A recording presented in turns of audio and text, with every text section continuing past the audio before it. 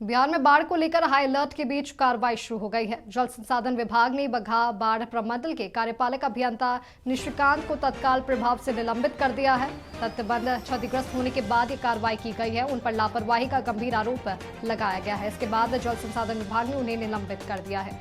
बगहा बाढ़ प्रमंडल में कार्यपालक अभियंता की नियुक्ति भी कर दी गई है। मनीष कुमार को कार्यपालक अभियंता के पद पर प्रतिनियुक्त किया गया है। तत्काल प्रभाव से उन्हें तुरंत ज्वाइन करने का निर्देश दिया गया है।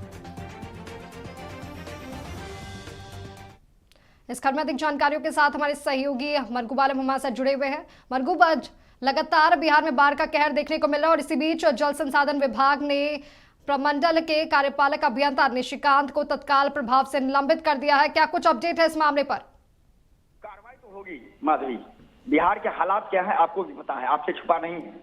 आप लगातार ये रिपोर्टर से बात कर रही हैं। अब तब इसमें आप लापरवाही बरतेंगे तो कार्रवाई होगी। यह पूरा मामला बगहा के बाढ़ प्रमंडल का है।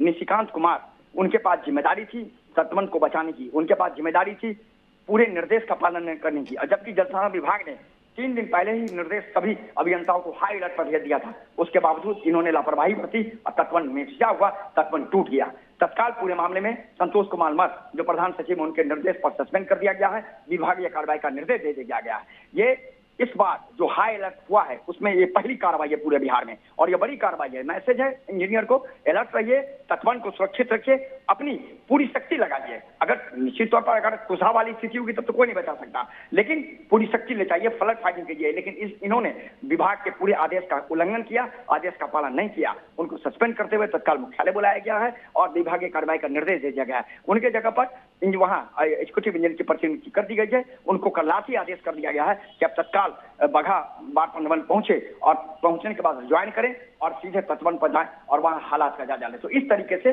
बिहार सरकार ने पहली कार्रवाई की है।